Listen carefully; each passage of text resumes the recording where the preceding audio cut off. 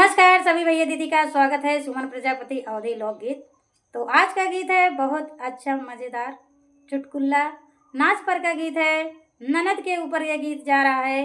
Personally एक ननद के ऊपर नहीं है, जितनी भी ननद हैं, जैसे हम भी ननद हैं किसी के, तो आप लोग नाराज़ नहीं होइए। गीत ज़रूर फुल आवाज़ करके सुनिए, अच्छा लगेगा। घर परिवार में ऐसा होता है, जाहिर सी बात है। हमारा जो गीत है घर परिवार से जुड़ा हुआ है, तो ऐसा होता है घर परिवार में। तो आप लोग गीत में ज़रूर बने रहिए, ज़रूर अच्छा लगेगा।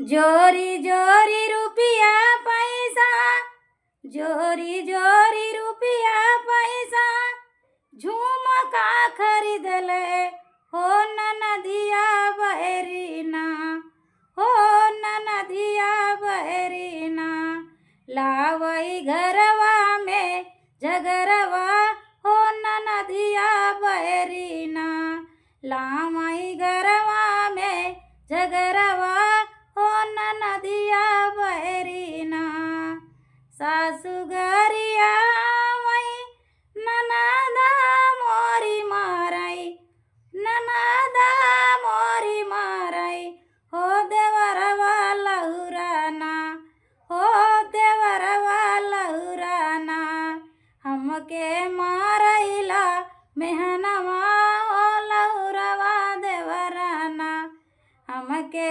मारई मेहनवा हो लहुरवा देवराना, सासू जी के चोरी चोरी साड़ी हम खरीदे हो ननदिया बहरीना, हो ननदिया बहरीना, लामई घरवा में झगरवा हो ननदिया बहरीना, लामई घरवा में झगरवा हो ननदिया बहरीना, सासुरु निकारई घर से, सासुरु निकारई घर से, सासु गरिया मई हो कि सासु गरिया मई, हो लहुरवा देवराना, हो लहुरवा देवराना, हम पे लाछाना लगावई